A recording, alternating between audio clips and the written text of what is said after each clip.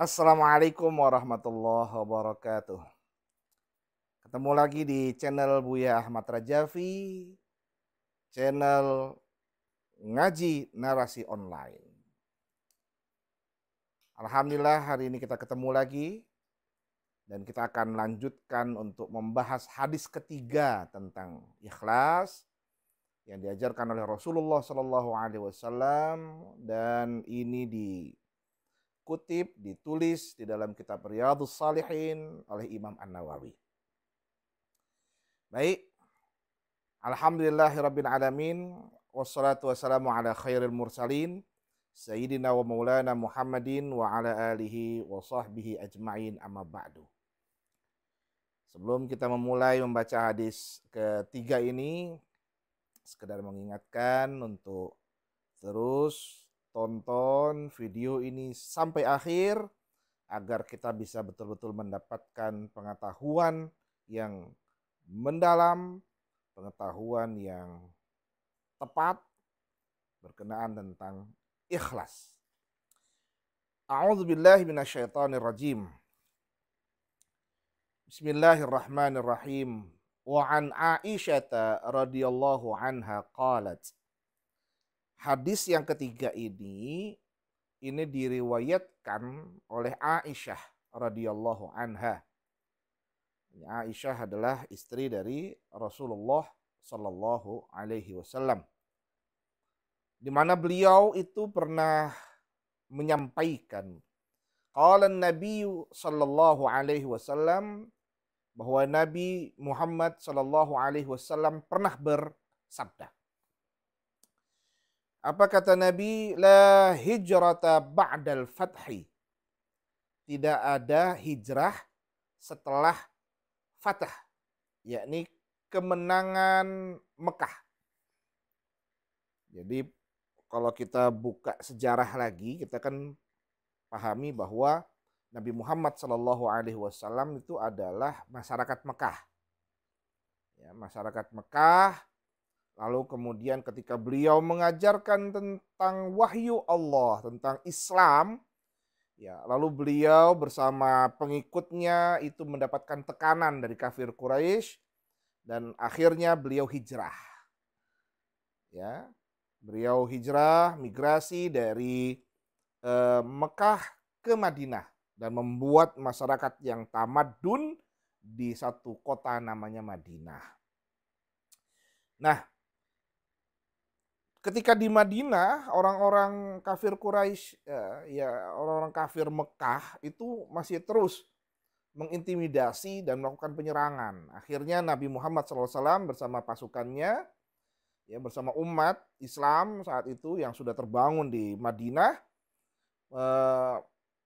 melakukan satu upaya defensif dan akhirnya berupaya untuk mengambil kembali tanah lahir mereka. Ya, ini perjuangan besar ini, mengambil kembali tanah lahir mereka yang ada di Mekah. Karena di Madinah nanti kan terbagi menjadi dua kelompok. Ada kelompok muhajirin, ya, Nabi Muhammad dan sahabat-sahabatnya yang dari Mekah, dan ada Ansor, orang-orang Madinah yang dulu menyelamatkan, ya, yang menjaga orang-orang Mekah yang bermigrasi ke Madinah. Nah, oleh karenanya ketika mereka semua mampu menguasai kembali Mekah dan umat di Mekah saat itu kemudian menjadi Islam, ya, Muslim semua, ya, maka dikenallah istilah dengan Fathul Mekah, ya, atau kemerdekaan Mekah, ya, terbukanya Mekah, ya, untuk menerima wahyu Allah. Ya, semua orang akhirnya selamat dan menerima Islam dengan lapang dada. Tanpa ada kekerasan. Umat Islam masuk ke Mekah itu tidak ada kekerasan. Mereka datang berombongan dari Madinah. Orang Mekah kemudian merasa tidak mampu, ya, orang-orang Mekah kafir itu tidak mampu. Akhirnya mereka menerima Nabi Muhammad SAW beserta para sahabat. Nah, oleh karenanya Nabi mengatakan la hijrata ba'dal fathi. Tidak ada lagi hijrah, ya, setelah Fathul Mekah. Maksudnya adalah tidak lagi ada hijrah yang dilakukan oleh umat Islam yang mereka semua adalah masyarakat Mekah saat itu, ya, untuk eh, bepergian migrasi ke tempat lain, tidak lagi. Karena Mekah sudah dikuasai. Nah, oleh karenanya kalimat la hijrata ba'dal fathi ini sifatnya itu adalah khusus. Ya, ungkapan ini bersifat khusus yang diterima oleh masyarakat muslim ya saat itu bersama-sama Rasulullah. Ya, jadi nggak perlu lagi migrasi rame-rame untuk pergi karena mendapatkan tekanan dari Mekah karena Mekah sudah dikuasai. Nah, tentu berbeda kalau konteksnya umum. Ya, konteksnya umum tentu kita akan berpikir lain, ya, mendapatkan makna lain. Ya, hijrah untuk melakukan pengembangan diri, ya. Hijrah untuk mendapatkan atau untuk mengajarkan dan memberikan manfaat untuk banyak orang, ya. Hijrah secara personal, ya, tidak hijrah secara kolektif. Nah, tapi ini juga dalam konteks bernegara itu penting. Ya, ketika satu daerah sudah terlalu banyak terisi penuh oleh masyarakat sehingga padat masyarakat di sana, maka pemerintah bisa melakukan pengiriman masyarakat, ya, atau yang kita kenal di Indonesia dengan istilah transmigrasi. Ya, transmigrasi itu adalah istilah lain dari hijrah dari tempat yang tidak bisa memberikan manfaat lebih banyak ke tempat yang akan memberikan manfaat lebih banyak kepada mereka. Dan transmigrasi itu massal. Nah, itu ya, tentu beda. Jadi jangan kemudian hadis la hijrata ba'dal fathi, tidak ada hijrah setelah Fathul Mekah lalu general. Ya, bukan. Itu hanya milik orang-orang muhajirin yang sudah kembali ke tanah Mekah. Nah, lalu Nabi mengatakan walakin jihadun wa niyyatun. Ya. Yang ada adalah sekarang itu adalah jihad dan niat. Kenapa ini menjadi penting? Ingat ada dua ya, dua esensi yang diinginkan oleh Rasul setelah kemenangan Mekah oleh umat Islam. Apa itu? Umat Islam tidak boleh meninggalkan satu jihad. Yang kedua adalah tidak boleh melupakan esensi niat. Yang sudah kita bahas di hadis 1 dan 2 ya. Nah, jihad ini memiliki makna yang seringkali disempitkan. Memang betul bahwa jihad yang dilakukan oleh Rasulullah adalah jihad defensif karena mendapatkan serangan dari kafir Quraisy, ya orang-orang kafir Mekah saat itu yang menyerang mereka padahal mereka sudah bermigrasi ke Madinah tapi tetap mendapatkan intimidasi, maka sebagai bentuk defensif ya menjaga diri mereka juga harus melakukan penyelamatan terhadap diri dan keluarga serta masyarakatnya.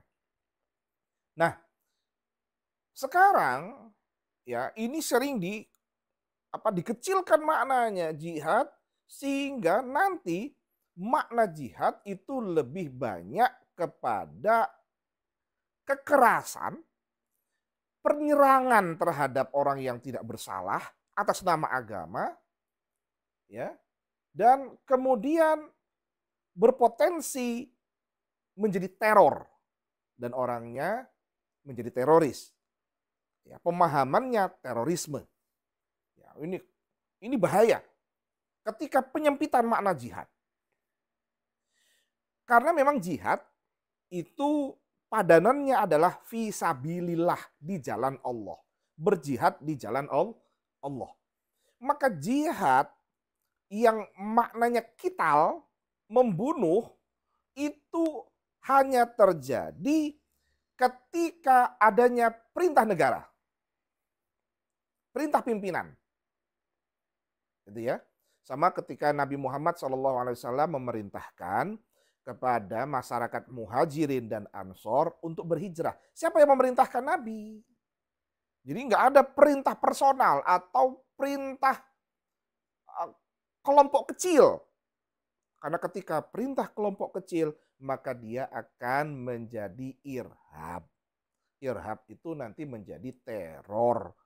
Ya, akhirnya mereka menjadi kelompok teroris. Ini bahaya.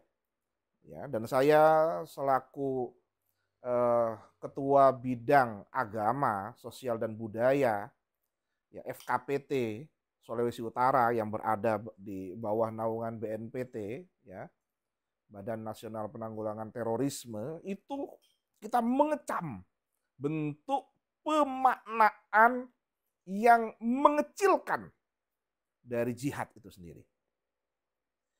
Nah, oleh karenanya kita saat ini yang berada di Indonesia, kita adalah Darul Amni. Kita adalah negara yang saat ini tidak ada sama sekali penyerangan kepada kita. Kita ini aman, damai, sejahtera gitu ya. Kita ini aman sekali. Jadi nggak perlu lagi ada istilah jihad untuk membunuh. Sebagaimana pemaknaan yang dulu ketika di Bali. Ya, bom di Bali dengan mengatakan ini jihad. Nggak ada, itu bukan jihad. Itu pembunuhan. Itu adalah bentuk teror. Itu adalah pemikiran, ya, terorisme. Ya, pemikiran-pemikiran untuk membuat teror, membunuh orang lain tanpa sebab. Nah, ini dilarang. Waniyatun, makanya dipadankan hadis ini adalah kata Nabi tidak ada hijrah, tapi sekarang tuh jihad dan niat. Maka ada orang yang berjihad, tentu niatnya nggak sempurna. Niatnya salah, itulah terorisme. Ya, kita di negara Indonesia ini, jihad kita sekarang itu berbeda. Satu, ya, kita wajib saat ini berjihad melawan narkoba. Ini penting. Ya, penting melawan narkoba. Sekarang ini narkoba tersebar di mana-mana. Ya, penggunanya ternyata kalau dulu adalah anak-anak muda yang menjadi target mereka, sekarang sampai ke orang-orang tua, emak-emak. Waduh, bahaya. Ini emak-emak menjadi penjual, ya, pengedar. Ini bahaya. Kita wajib berjihad melawan narkoba. Ini penting. Ya. Kita juga wajib berjihad melawan siapa? Para teroris, wajib kita melawan mereka. Nanti bagaimana bentuknya akan kita bahas setelah ini. Ya, wajib melawan mereka. Mereka yang ingin menghancurkan negara kesatuan Republik Indonesia.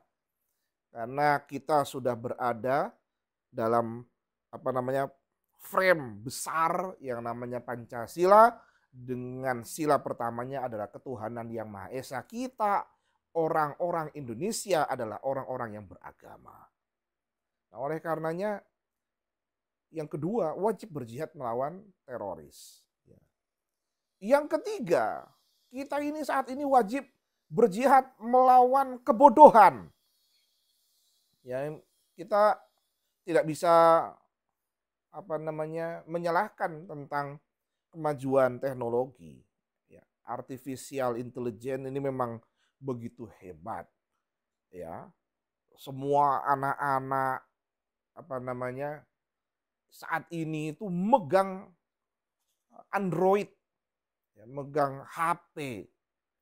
Walhasil adalah yang sekarang lagi viral, ya. Zaman dulu anak-anak itu cerdas cermat, bisa menjawab kali-kalian, bagi-bagian. Sekarang anak-anak ditanya kali-kalian susah. Ya. Berjihad melawan kebodohan. Anak-anak nggak bisa ngaji, ajarkan mereka ngaji. Ini jihad. Jihad kita melawan kebodohan. Ya, salah satunya adalah nih di Sulawesi Utara ada namanya Institut Agama Islam Negeri Manado. Nah, ini kampus yang berfungsi untuk berjihad melawan kebodohan. Mengajarkan anak-anak bangsa muslim, ya, bahkan sekarang ada non muslim masuk, semua untuk diajarkan tentang pengetahuan. Ya, ini jihad melawan kebodohan. Ya, bahkan dalam Al-Quran kan pernah disebutkan itu. Ya jangan pergi semua lah untuk berperang, kata Nabi waktu itu ya. Ya, kata Allah mengajarkan kepada Nabi ketika perang apa namanya umat Islam diserang oleh kafir Quraisy, kata Nabi, kata Allah apa? Tolong jangan pergi semua, jangan pergi semua untuk berperang, tinggalkan beberapa orang itu untuk belajar.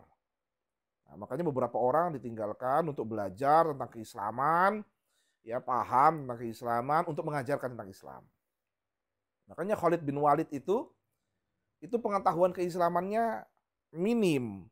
Karena kenapa? Karena beliau eh, selalu berperang, ya, selalu berjihad, sehingga pengetahuannya kurang. Nah, yang memberikan pengetahuan itu adalah mereka. Termasuk di Sulawesi Utara ini YIN Manado, kampus unggul, terakreditasi unggul. Nah, ini penting buat kita, jihad itu, ya. Bagaimana caranya berjihad? Dengan lisan kita, ya, dengan lisan kita ngomonglah kepada orang, tolong jangan pakai narkoba, sampaikan kepada orang jangan pakai narkoba, gitu ya. Oke. Ya, Nabi pernah ngomong kepada Ali, ya, wahai Ali, ya, isna'il ma'ruf, ya, tetap buat kebaikan, hal-hal yang ma'ruf, walau ma'asafalah, meskipun kepada orang rendahan. Nah, salah satu orang rendahan itu kata Nabi adalah orang yang ketika dikasih tahu melawan, tetap dikasih tahu aja gitu. Mulut kita fungsinya untuk memberitahu. Jangan jadikan mulut ini untuk apa? Ghibah, fitnah, gitu ya. Ini bahaya. Nah, oleh karenanya kembali gunakan lisan kita ini ngomong untuk menyebarkan kebaikan. Ya. Ya. Hentikan narkoba, hentikan untuk mabuk-mabukan. Kalau bahasa di Manado, stop jobagate. Nah itu. Gunakan lisan kita. Yang kedua, gunakan fisik kita ini untuk turut serta mensosialisasikan anti narkoba, anti teroris, ya, anti teror, kemudian anti kebodohan, ya. Ajarkan itu semua dan lain-lain, banyak sekali jihad-jihad yang bisa kita lakukan secara kolektif bersama. Caranya seperti apa? Buatlah satu gerakan bersama untuk menyatakan berhenti untuk menggunakan narkoba. Ya, ada BNN, Badan apa namanya yang anti narkotika. Ya. Mari sama-sama gunakan tubuh kita ini untuk tidak menggunakannya sembari menyampaikan kepada masyarakat badan kita sehat tanpa narkoba. Pikiran kita cerdas tanpa narkoba.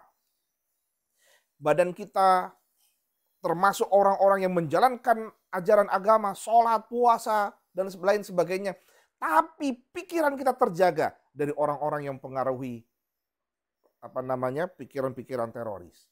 Ya, cuci otak. Itu bagian dari kita, tubuh kita, jawarih, gerakan kita ini seluruhnya ikut serta. Tapi bukan kemudian melakukan teror. Ya, anti minuman keras lalu kemudian mendatangi, lalu merusak, nah itu lain. Gunakan tubuh kita untuk mengajak. Kita datang bersama-sama kelompok kita datang kepada orang lain. Mari buat satu kelompok besar yang kemudian melakukan apa namanya aksi nyata, menyampaikan kepada pemerintah tentang bahayanya narkoba, menyampaikan kepada kepolisian pentingnya untuk menjaga anak bangsa dari narkoba, menjaga dari apa? Teror. Menjaga pada pemerintah kita sampaikan, tolong sekolahkan anak-anak, jangan biarkan mereka tidak sekolah. Ya. Kita tidak bisa menutup diri bahwasanya kita ini sekarang baru pada tahap pendidikan bisa selesai di SD. Ini yang paling banyak, SD, SMP itu sudah mulai turun karena jumlahnya sedikit. Apalagi perguruan tinggi, intelektual, itu semakin rendah. Jumlahnya semakin rendah. Nah, itulah jihad-jihad yang bisa kita lakukan. Ajak mereka. Kalau punya uang, bayarkan orang yang nggak bisa belajar, jadilah apa namanya penyandang dana bagi mereka untuk bisa belajar. Ini jihad itu. Innallaha ashtara minal mu'minina anfusahum wa amwalahum bi anna lahumul jannah. Kata Allah apa? Telah terjadi transaksi nyata antara Allah dengan manusia. Kalau mau dapat surga, kata Allah, itu apa? Gunakan dirimu, anfusahum, dirimu, wa amwalahum, ya, hartamu, untuk bisa dapat surga itu. Nah, itu cara yang kita lakukan. Gunakanlah. Ya, nanti dapat, ya, nggak perlu berpikir tentang masuk surga, itu udah ketentuan Allah. Kalau diri ini bergerak bersama, harta yang kita punya kita hantarkan untuk apa namanya, fisabilillah, di jalan Allah Subhanahu wa taala. Dan yang kedua padannya adalah waniyatun, niat. Ya, ini penting ya, karena jangan sampai nanti ketika kita masuk dalam satu kelompok bersama, kita melakukan anti teror, melakukan anti kebodohan, anti narkoba, tapi yang ada adalah selfie. Nah, berarti niatnya nanti nawaitu selfie, bukan nawaitu jihad, bahaya. Ya, niatnya untuk apa? Kumpul-kumpul, bahkan kalau bisa ngumpulin orang dapat uang, wah, preman namanya. Bukan untuk apa namanya, kebaikan. Niatnya menjadi titik tolak. Kalau betul karena Allah, kembali dengan niat yang kemarin, lillahi ta'ala, karena Allah. Di jalan Allah, karena Allah, bukan karena yang lain. Bukan untuk mendapatkan popularitas, untuk mendapatkan harta, mendapatkan pundi-pundi apa namanya, anggaran. Misalnya ini karena ada anggaran ini kita dapat semua, murni karena Allah. Bergerak bersama untuk melakukan jihad dan kuatkan niat karena Allah. Karena ungkapan ini, ya, betul-betul ungkapan yang memberikan pecutan kuat kepada kita semua. Ya. Karena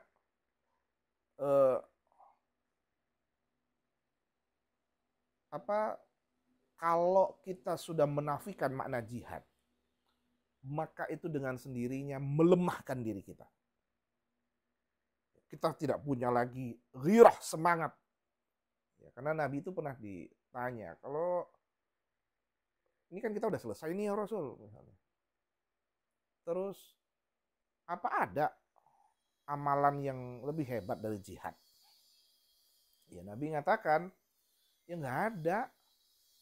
Sekarang ada nggak orang yang bisa tiap waktu itu sholat terus, tiap waktu puasa terus, tiap hari puasa? Pasti nggak ada. Nah, jihad itu seperti itu. Karena jihad itu menyelamatkan. Karena dia menyelamatkan, maka dia akan mendapatkan kebaikan dunia akhirat, itu jihad. Jadi makna esensi utama jihad itu menyelamatkan, bukan membunuh. Ya, menyelamatkan orang banyak. Seperti Nabi menyelamatkan orang banyak dari apa? Serangan kafir Quraisy, ya, intimidasi, ya, penyerangan.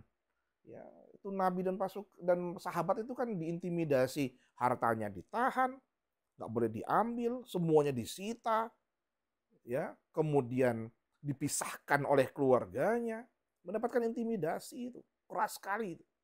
Dan bahkan diancam untuk dibunuh. Ingat tuh Nabi kan dikepung rumahnya, lalu kemudian disiapkan untuk dibunuh, tapi Allah menyelamatkannya. Lalu kemudian berhijrah sampai ke Madinah. Itu berat. Nah, fungsinya untuk menyelamatkan. Nah, jihad itu menyelamatkan. Menyelamatkan orang dari narkoba, menyelamatkan orang dari sikap teror, menyelamatkan orang dari kebodohan, ya, dan lain sebagainya, dan lain sebagainya. Muttafaqun alaih, ini disepakati ya oleh Imam Bukhari, Imam Muslim, para ahli-ahli hadis. Dan wa ma'nahu, dan pemaknaan terhadap la hijrata min Makkah li'annaha sarat dara islamin. Ya, permaknaan tentang tidak ada hijrah setelah kemenangan Mekah itu dimaknai li'annaha, karena Mekah sarat telah menjadi Darul Islam, telah menjadi wilayah yang aman, selamat, di mana umat Islam kembali menjalankan ibadah mereka secara tenang, damai, sejahtera. Saya kira itu ya pembahasan kita tentang hijrah yang memiliki makna utama untuk diteruskan, yakni jihad dengan makna yang benar dan niat. Ingat, ibadah dengan niat bukan karena Allah, maka dia niatnya akan didapatkan sesuai dengan apa yang diinginkan. Terima kasih banyak. Insya Allah ketemu lagi di waktu yang akan datang. Ini hari Jumat, jangan lupa sholat Jumat. Wafaqanallahu jami'a lima yuhibbuhu wa yardah. Assalamualaikum warahmatullahi wabarakatuh.